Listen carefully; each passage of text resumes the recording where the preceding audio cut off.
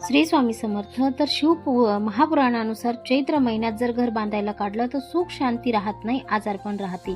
वैशाख महिन्यामध्ये पुण्यवान जे वैशाख महिन्यामध्ये घर बांधतात ते लोक खूप पुण्यवान आहेत। त्यांच्या घरात गायी म्हशी अशा प्रकारचे सर्व धन राहते, डोके शांत राहते, मानसिक कोणत्याही प्रकारचे त्यांना आजार राहत नाही।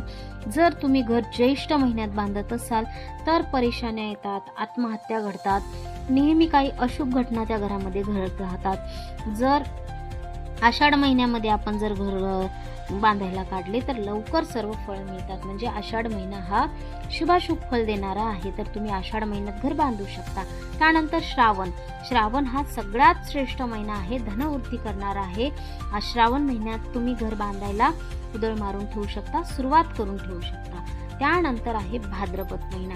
भाद्रपद महिना घर बांधण्यासाठी अडचणी येतात। म्हणजे कशा अडचणी येतात? आपला ठेकेदारच पळून जातो, मग घराची रंग देणं होत नाही, अर्धवट कामं राहतात, घरा बांधताना खूप अडचणी येतात, कामं लवकर होत नाही, घर हे लांबतच जातं मारुतीच्या शेपटीसारखं। आणि कार्तिक महिन्यामध्ये सर्वात शुभ जर असेल तर कार्तिक महिना आहे, सर्वात शुभ महिना आहे घर बांधण्यासाठी कार्तिक महिना आहे।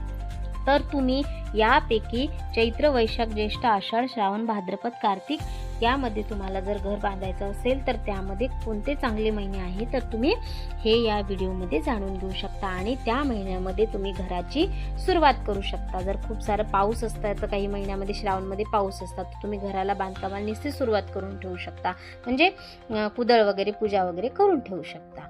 तर श्री स्वामी समर्थ।